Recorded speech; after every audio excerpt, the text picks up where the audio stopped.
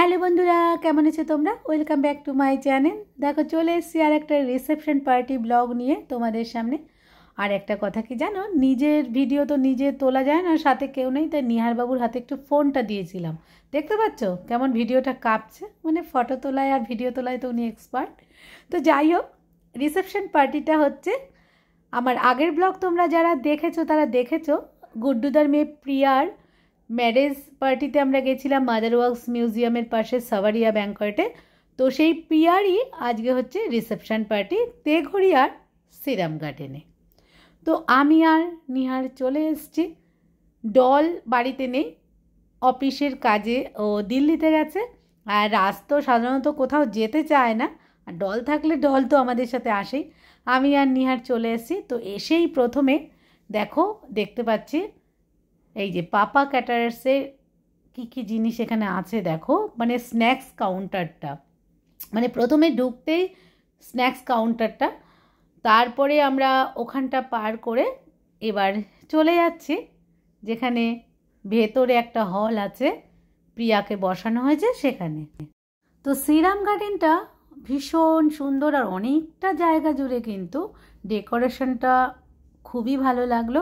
প্রথমে ঢুকেই তো দেখতে পেলে পুরো ওপেন জায়গায় স্ন্যাক্স কাউন্টার করা হয়েছে, তারপরেই হচ্ছে ভেতরে এই হলটা, এইখানেই বসানো হয়েছে প্রিয়াকে।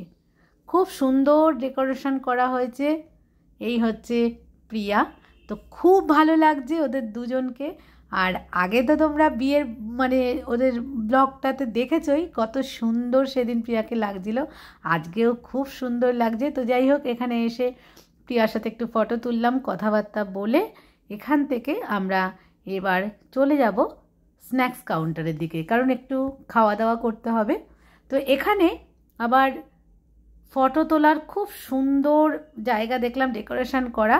এখানে আমি আর নিহার কিছু ফটো তুললাম, কিন্তু কী আর করবো, নিহার তো ফটো তুলতে পারে না, আর আজকে ডল আসেনি। ডল আসলে তো ডল ফটো তুলে দেয়, ভিডিও করে দেয়, তো নিহারের হাতে দিলাম। যাই হোক, উল্টো পাল্টা কয়েকটা ফটো আমার তুলে দিল, ঠিকঠাক মতো তো তুলতে পারে না। তো যাই হোক, ফটো টটো তুলে এবার চলে যাচ্ছে স্ন্যাক্সের দিকে।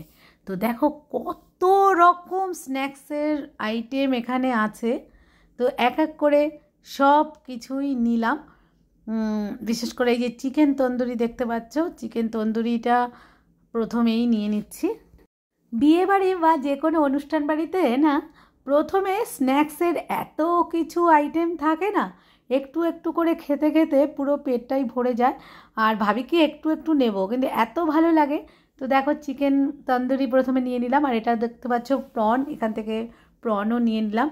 আর নিহার তো আগেই খাওয়া শুরু করে দিয়েছে, আর আমি একটু ভিডিও করব বলে মানে নিয়ে প্রথমে ভিডিওটা করে নিচ্ছি, তারপরেই কিন্তু খাবো।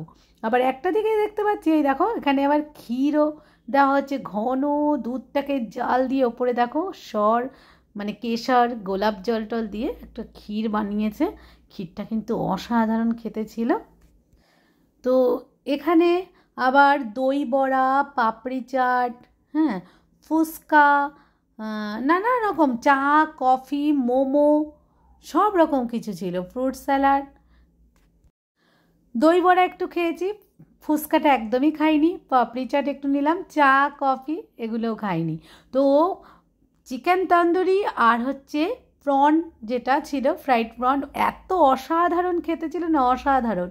তো ওইগুলোই 2-3 বার নিয়েছি, নিয়ে যাই হোক খেয়ে তো পেটটা ভরেই গেছে, কিন্তু আবার বাড়ি ফিরতে হবে বলে আবার এখান থেকে খেয়েই দেখো পাপড়ি চাট নিয়েছি দুজনে মিলে। আবার এই হচ্ছে গুড্ডুদা, তো গুড্ডুদা তোমরা আগের ব্লগে দেখেছো, গুড্ডুদারই মেয়ে রিসেপশান ছিল।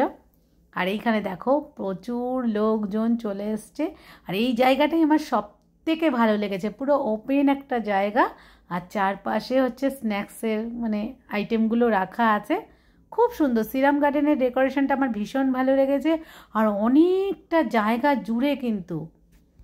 যাই হোক, স্ন্যাক্স নিয়ে কিছুক্ষণ একটু বসলাম, বসার পরেই চলে আসলাম খাবারের জায়গায়।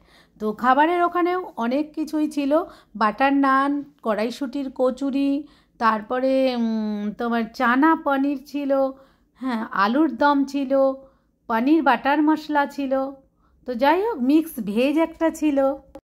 তো সব কিছু একটু একটু ভাতের পাশে নিয়ে প্রথমে আমি এই যে নান, ফিশ ফ্রাই এগুলো খেয়ে নিলাম। আর এই দেখতে পাচ্ছ মাটন বিরিয়ানি আছে আর আছে চিকেন চাপ।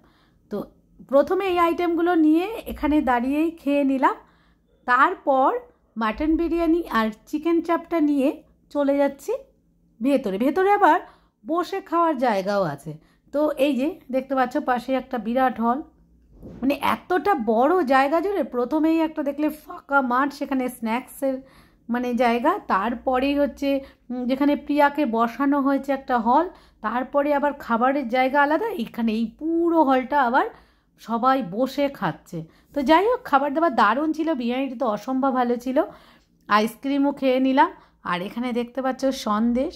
হ্যাঁ, মিষ্টি আমি অবশ্য অনুষ্ঠান বাড়িতে গেলে খাই না, তো নিহার খায়, ও মিষ্টি আইসক্রিম কিছুই ছাড়েনি। আমি না বিরিয়ানি, মাংস, চাটনি খাওয়ার পরে আর মিষ্টি খাই না। মিষ্টি খেলে আমার মনে হয় যেন বিরিয়ানি মাংস খাওয়ার স্বাদটা আমার চলে যায়। তো যাই হোক, এই হচ্ছে নিহারবাবু আবার পানও খেয়ে নিল।